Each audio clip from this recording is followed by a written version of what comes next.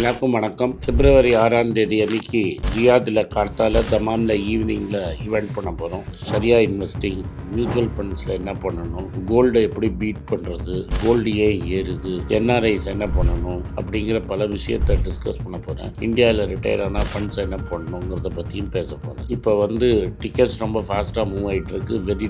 Very few tickets இருக்குது. கீழே இருக்கிற லிங்க்கில் கிளிக் பண்ணி கூகுள் ஃபார்ம் ஃபில் பண்ணுங்கள். இல்லாட்டா கீழே இருக்கிற வாட்ஸ்அப் நம்பரில் கான்டாக்ட் பண்ணுங்கள். நன்றி, வணக்கம்.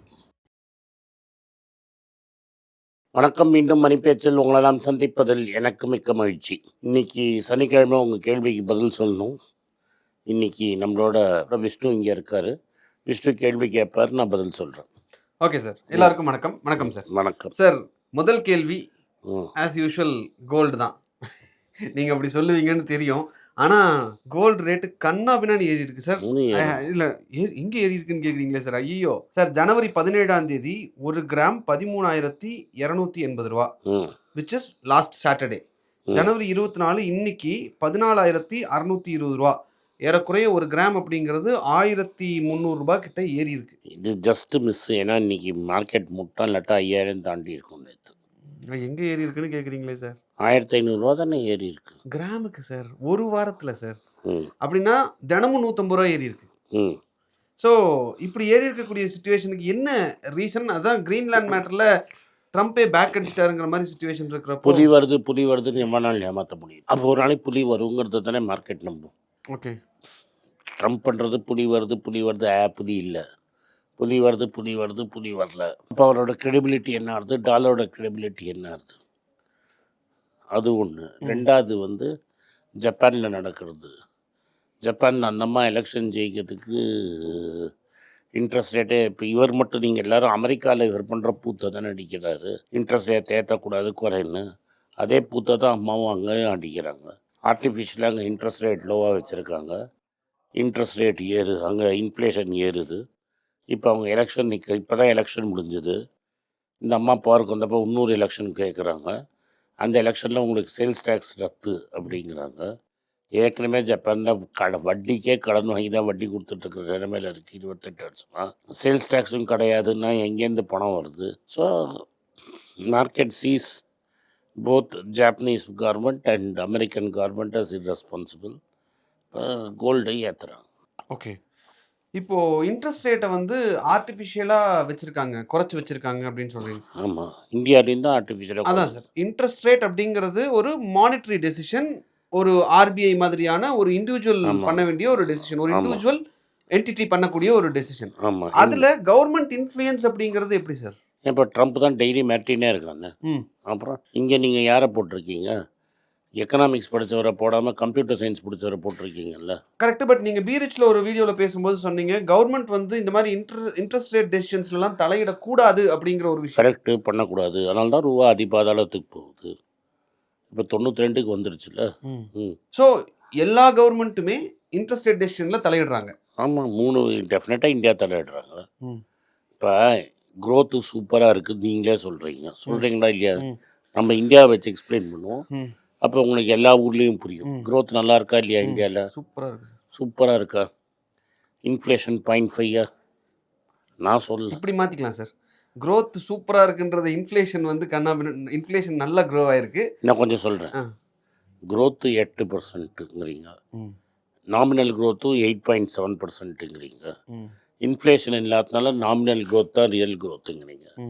அப்போ வட்டியே இல்லை. அப்போ நான் இன்ஃப்ளேஷன் இல்லாமல் 5.25 இன்ட்ரெஸ்ட் ரேட் வச்சுருக்கீங்க.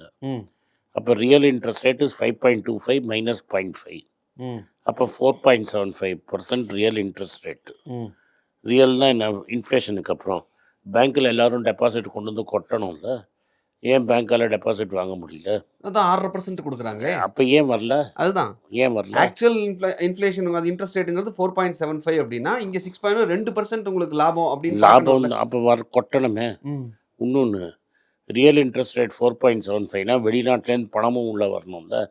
ஸோ வெளிநாட்டிலேருந்தும் பணம் வர மாட்டேங்குது. உங்கள் மக்களும் கொண்டு போய் பேங்க்கில் பணம் போடலன்னா என்ன அர்த்தம்? எல்லாரும் நாங்கள் வேறு இன்வெஸ்ட்மெண்ட்டை நோக்கி போயிட்டோன்னு புரிஞ்சுக்கலாம்ல. அதே சமயத்தில் கடனும் நிறைய வாங்குறாங்கல்ல. அப்படின்னா என்ன அர்த்தம்? ஈஸியாக கடன் கிடைக்குது, நாங்கள் வேறு இடத்துல இன்வெஸ்ட் பண்ணுறோம். நீங்கள் நிறைய விஷயங்கள் சொல்லி தரீங்க. தப்பு அதுலேருந்து தப்பாக கற்றுக்கிட்டு பார்க்குறீங்களே. என்ன அர்த்தம்னா, ம் மக்களுக்கு சம்பளம் ஏறலை, விலைவாசி ஏறி போச்சு, ம் பேங்க்கில் வச்சுருந்தா அந்த பணம் எங்களுக்கு கிடைக்க மாட்டேங்குது, ம் பேங்க்கில் கிடைச்சா ரியல் ரிட்டர்ன் கிடைக்கல. ரூல் என்ன சொல்லுதுன்னா எக்கனாமிக்ஸில், ம் ரியல் இன்ட்ரெஸ்ட் ரேட் 4.5% இருந்து growth 8% இருந்ததுன்னா பேங்க்கில் பணமாக கொட்டணும், ஃபாரின்லேருந்து பணம் உள்ளே வரணும். ஃபாரின்லேருந்து பணம் உள்ளே வரல, பேங்க்குக்கு பணம் வரலன்னா ஏதோ சரியில்லைன்னு அர்த்தம். எல்லாருக்கும் தெரியும் என்ன சரியில்லைன்னு. அந்த 0.5 தப்பு. ம் ஏன்னா இன்ஃப்ளேஷன் உங்கள் ஊர்லேயே கோர் இன்ஃப்ளேஷன் 4%. அப்போது கோர் இன்ஃப்ளேஷனை ரெடியூஸ் பண்ணேன்னா நாமினல் க்ரோத்லேருந்து ஆக்சுவலி இந்தியாவோட ஜிடிபி கிரேத்து 3%. ம் இந்தியாவோட ஜிடிபி க்ரோத்து 3%. 3%. இந்தியாவில் ஜிடிபி க்ரோத் 3% இருக்கிறதுனால தான் ஏர்னிங்ஸ் இல்லை. இப்போ நம்ம இந்தியாவை பற்றி பேசியிருந்தோம். இப்போ 5.25 பதில் இன்ட்ரெஸ்ட் ரேட் 7.25 இருந்ததுன்னு வைங்க, பேங்க் டெபாசிட் 8 ஆகும். ம் ஆட்டோமேட்டிக்காக பேங்க்கில் பணம் வரும். ம் ஆட்டோமேட்டிக்காக எஸ்ஐஐ பணம் கொண்டு வருவான். ம் ஆட்டோமேட்டிக்காக ரூபா 89 88 போகும். ம் ஸோ கவர்மெண்ட் எப்போல்லாம் வந்து இன்ட்ரெஸ்ட் ரேட்டில் இன்டர்ஃபியர் ஆகுது, ஆர்பிஐயில் தப்பான ஆளை போடுறது, இது மாதிரி வேலையெல்லாம் செஞ்சால் இம்பேக்ட் இருக்கும். இந்தியாவோட இம்பேக்ட் வந்து இந்தியாவில் மட்டும்தான் தெரியும், ரைட்டா? ஆனால் யூஎஸ் அண்ட் ஜப்பான் இது மாதிரி பண்ணுறச்ச உலகமே இம்பேக்ட் பண்ணும். அதனால தான் கோல்டு ஏறும். Okay sir. இதில் வந்து இப்போ இருக்கக்கூடிய சுச்சுவேஷனில் கோல்டு ஒரு பீக்கில் இருக்குது. ம். இது பீக்குன்னு நீ எப்படி டிசைட் பண்ணுன்னு எனக்கு கேட்காதீங்க. இன்னைக்கு லெவலில் இல்லை, இது சில பீக். பேர் லேக் ஏரியாவில் இருக்கிறவங்கலாம் இதுதான் பீக்கில் போய் வாங்குவீங்களான்னு 12,000 கேட்டாங்க. ம் அவங்களுக்கு தக்க பதில் மார்க்கெட்டே கொடுத்துருச்சு. ம் அவங்களுக்கு தக்க பதிலை, ஏன்னா நம்ம வந்து நம்மளோட ரிலிஜன் இதெல்லாம் பேஸ் பண்ணி நீங்கள் கோல்டு ப்ரைஸ் கஷ்டம். பேஸ் பண்ணிங்கன்னா இதுதான் ஆகும். ம் 12,000 பீக்குன்னு சொன்னவங்க இன்றைக்கி 15,500 என்னதான் சொல்ல போகிறாங்க? இன்னொரு பீக் தானே சார். அதான். அப்போ இந்த பீக்குக்கு மேலே போகாதும்பீங்களா? இல்லை அதான். நான் என்ன சொல்ல வரேன்னா, பாலிசி மாறினா தான் நீங்கள் மாற்ற முடியும். ம் அந்த பாலிசி மாறுறதான்னு பார்க்குறது தான் நம்மளோட வேலை. ம் நேற்று கிரீன்லாண்டை பற்றி சொல்லிட்டு பெல்ட்டி அடிச்சுட்டு நாக்கு கூசாமல் வந்து Persian fleet is going to ஈரான்ங்கிறது, ஹெல்ப் இஸ் ஆன் த வேங்க வேண்டியது, அப்புறம் ஒன்றும் பண்ணாமல் வேடிக்கை பார்க்க வேண்டியது. அப்போ வந்து நம்ம சின்ன வயசில் ஒரு கதை சொல்லுவாங்க, புலி வருது புலி வருதுன்னு சொல்லிகிட்டே இருப்பான் ஒருத்தன். எல்லாரும் ஓடி வருவாங்க புலி வருதுன்னு நினச்சிக்கிட்டு. புலி வராது. கடைசியில் நிஜமாகவே புலி வர அன்னைக்கு அவன் புலி வருதுன்னு சொல்கிறச்சே யாருமே போக மாட்டாங்க, புலி அடித்து ஆளை சாப்பிட்ருவோம். ம் நம்ம சின்ன வயசில் கதை. இப்போ ட்ரம்ப்பும் ஜாப்பனீஸ் லேடியும் பண்ணுறது இதே தான்.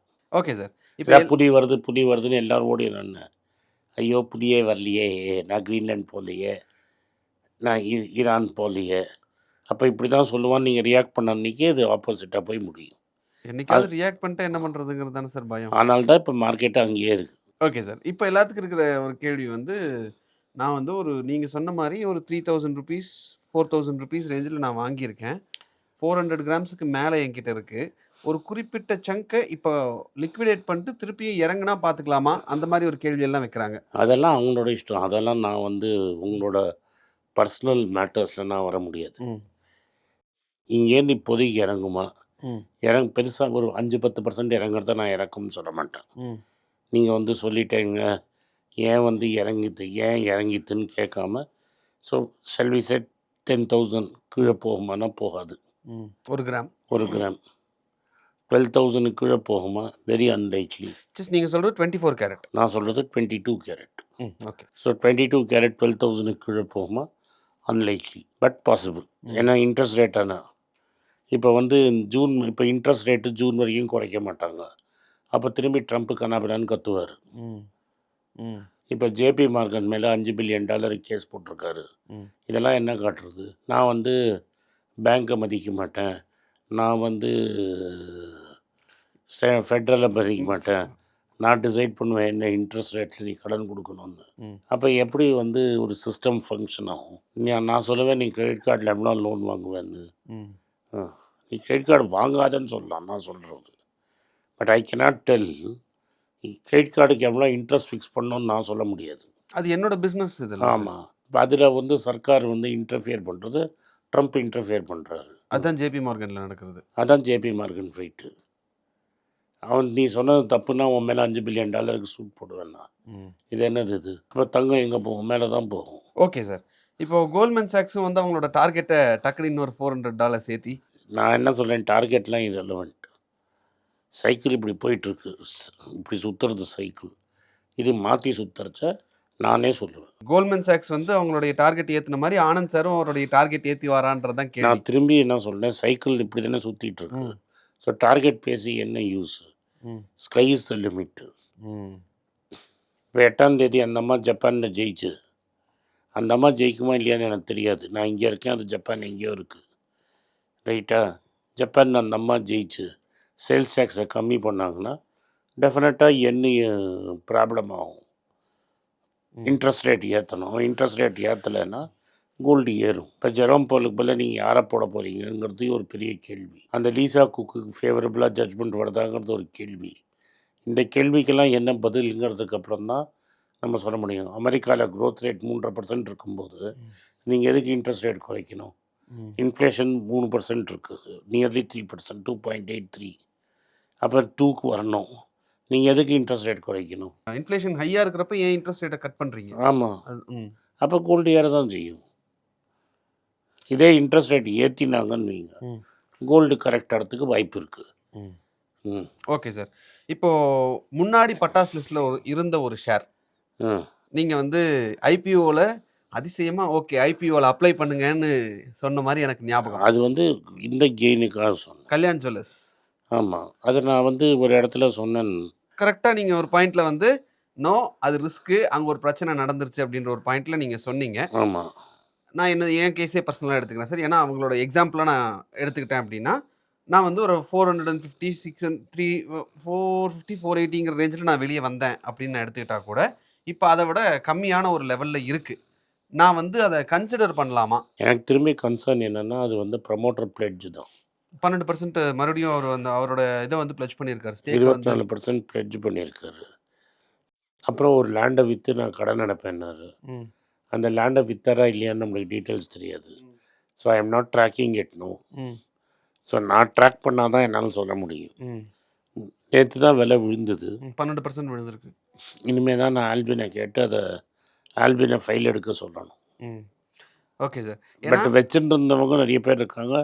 வச்சுட்டு இருந்தாலும் பெரிய ஒன்றும் ப்ராப்ளம் கிடையாது. Okay sir. இப்போது கோல்டு பேக்டு அப்படிங்கிற மாதிரியான ஸ்டாக்ஸில் இன்னொன்று ஆட் ஆகுமோ அப்படின்னு மறுபடியும் ரொம்ப நாளுக்கு அப்புறம் கல்யாணம் ஆட் ஆகுமோ அப்படின்ற சந்தேகத்தில் தான் நான் உங்ககிட்ட அதை கேட்டேன். சரி, அகெயின் எனக்கு வந்து பெரிய கன்சர்ன் என்னென்னா, அவர் ஸ்டாக் பிளெட்ஜ் பண்ணது. இப்போ இந்த ஸ்டாக் பை சான்ஸ் ஏதோ ஒரு இந்த வாட்டி நான் ரேஸாக படித்தது என்னென்னா, மியூச்சுவல் ஃபண்ட்ஸ் நிறைய விற்றுருக்காங்க. இன்ஸ்டிடியூஷன் இன்வெஸ்டர்ஸ் சடனாக விற்றதுனால குறைஞ்சதுன்னு. அவன் இன்னும் குறைஞ்சதுன்னா அவன் ஸ்டாக்கை விற்றுட்டானா என்ன ஆகும்? Whether promoter will be able to control the company is something I want to be assured of. அவங்களுக்கு எவ்வளோ பர்சன்டேஜ் ஸ்டேக்கு, அதில் எவ்வளோ பிளெட்ஜ் ஆகிருக்கு, or whether he will be able to pump in more money, அதெல்லாம் எனக்கு தெரியாது. ஸ்டாக்ஸை பற்றி முக்கியமான கேட்கக்கூடிய கேள்விகள்னு பார்த்துட்டா, டொயோட்டா வந்து அந்த அர்பன் க்ரூசர் எபெல்லா அப்படிங்கிற ஃபுல்லி எலக்ட்ரிக் ஃபர்ஸ்ட் வெஹிக்கிளை கொண்டு வந்திருக்காங்க சார். ஆல்ரெடி இந்த ஸ்பேஸில் வந்து டாட்டா இருக்காங்க. டொயோட்டா கூட இந்தியாவில் போட்டி போட முடியுமா, இல்லை டாட்டா கூட இந்தியாவில் போட்டி போட முடியுமான்றது தான் கேள்வி. ஏன்னா ரெண்டுமே உங்களுடைய கண் அப்படின்னு நான் புரிஞ்சுக்கிறேன். அப்படிலாம் கிடையாது. இல்லை டாட்டா ஈவியை பொறுத்த வரைக்கும் டொயோட்டா வந்து ஈவி கம்பெனி கிடையாது. They have not yet gone into EV. They have gone into hybrids. It's a hybrid company. ஒரு ஹைப்ரிட் கம்பெனி ஒரு ஈவி லான்ச் பண்ணுது. டொயோட்டாவும் இவனும் வேறு மார்க்கெட்டில் இருக்காங்க. டொயோட்டா வந்து primarily high and tourist taxi மார்க்கெட்டில் இருக்கிற கம்பெனி. இல்லாட்டா என்ன மாதிரி கார் யூஸ் எஸ்யூவி ஓணுங்கிறவங்க வாங்குகிற company, which is a very narrow end of the market. அந்த மார்க்கெட்டை அவங்க கம்ப்ளீட்டாக டாமினேட் பண்ணுறாங்க. அதில் எந்த கம்பெனியாலையும் அதை வந்து பெனட்ரேட் பண்ண முடியல. Because Toyota Innova is the only மார்க்கெட்டில் with a waiting list. Innova Crysta இப்போ இந்த டீசல் அண்ட் பெட்ரோல் வெஹிக்கிள் நிறுத்திட்டாங்க, அது நிறுத்த போகிறாங்க. Hybrid diesel Innova Crysta stopped. So hybrid மட்டும்தான் பண்ணுறாங்க. So they are in a different league all together. Tatas have not gone into that. Petrol and hybrid அவங்ககிட்ட okay. They have not gone. They don't have a Innova ஈக்குவலாக vehicle அவங்கள்ட்ட இருக்கிற மாதிரி எனக்கு தெரில. Either IC or fully electric. அது Safari can it compete with Innova? I don't know. No sir. No. So it is comparing two different companies altogether. Reliability factor இருக்குது sir. Reliability, they are different companies altogether. But interestingly, so they are addressing different needs. Right? They are addressing two different needs. But இதில் ஒரு interesting fact என்னென்னா, நியூல் டாட்டாவோட doctor என்ன தான் 14% owner இன் Toyota India. அது ஒரு interesting fact. So டொயோட்டாவில் இருந்தாலும் சரி, டாட்டாவில் இருந்தாலும் சரி, அவங்க 2 பேரும் சம்பந்திகள் அப்படி புரிஞ்சுக்கலாமா சார்? சம்பந்திகள்னு புரிஞ்சுக்கலாம். Okay sir. Okay, fine sir. So இன்னும் நிறைய கேள்விகள் இருக்குது. நாளைக்கு அதுக்கான கேள்விகள் நான் உங்கள்கிட்ட அந்த கேள்விகளை உங்கள்கிட்ட கேட்குறேன் சார். தேங்க்யூ. இந்த வீடியோ உங்களுக்கு பிடிச்சிருந்தா இந்த வீடியோவை லைக் பண்ணுங்கள், எங்கள் சேனலை சப்ஸ்கிரைப் பண்ணுங்கள், பெல் நோட்டிஃபிகேஷன் தட்டுங்க. இந்த வீடியோ முடிஞ்சால் உங்கள் சொந்தக்காரங்களுக்கும் ஃப்ரெண்ட்ஸுக்கும் அனுப்புங்க, அவங்கள பார்க்க சொல்லுங்கள். நன்றி, வணக்கம். எல்லாருக்கும் வணக்கம். குழந்தைங்களுக்காக ஃபைனான்ஷியல் லிட்ரஸி, மணி ஃபார் நத்திங்னு 2வது பார்ட்டு. அண்ட் இதில் செக் எழுதுறது எப்படி, டெபாசிட் ஸ்லிப் எழுதுறது எப்படி, பணம் எப்படி வந்தது, பார்ட்டர்லேருந்து டிமானிட்டைசேஷன் வரைக்கும் எல்லாத்தையும் கவர் பண்ணியிருக்கோம். உங்கள் குழந்தைங்க அப் டு ஏஜ் 10-12க்கு ரொம்ப யூஸ்ஃபுல்லாக இருக்கும். இந்த புக் இப்போதைக்கு ஒரு ஸ்பெஷல் ப்ரைஸில் 450 ரூபாய்க்கு கொடுக்குறோம். இதை யூஸ் பண்ணிக்கோங்க. நன்றி, வணக்கம். moneypage.com வெப்சைட்டை சப்ஸ்கிரைப் பண்ணுங்கள். ஒரு வாரத்துக்கு 4 ப்ரீமியம் ஆர்டிக்கலும் ஃப்ரீ ஆர்டிக்கல்ஸ் ஒரு 10லேருந்து 15 நாங்கள் போடுறோம். இது சப்ஸ்கிரிப்ஷன் ஒரு மாதத்துக்கு 99 ரூபா தான். இங்கே சொல்கிற கான்செப்ட்ஸை கிரேட்டாக எக்ஸ்பேண்ட் பண்ணி போடுறோம். நீங்கள் படித்தீங்கன்னா உங்களுக்கு யூஸ்ஃபுல்லாக இருக்கும். நன்றி, வணக்கம். வணக்கம். குழந்தைங்களுக்காக ஒரு புஸ்தகம் லான்ச் பண்ணோம். அது ரொம்ப சக்ஸஸ்ஃபுல்லாக இருக்குது. யாருக்கெல்லாம் அந்த புஸ்தகம் போகணுமோ எங்கள் டீமுக்கு கான்டாக்ட் பண்ணுங்கள். கீழே இருக்கிற நம்பர்லேயும் வெப்சைட்லேயும் கான்டாக்ட் பண்ணிங்கன்னா உங்களுக்கு அந்த புஸ்தகத்தை நீங்கள் வாங்கிக்கலாம். மற்ற எங்கள் புஸ்தகமும் அவைலபிள். எங்கள் வெப்சைட் மூலமாகவும் வாங்கலாம். கீழே இருக்கிற வாட்ஸ்அப் நம்பர்லேயும் மெசேஜ் அனுப்பலாம். நன்றி, வணக்கம்.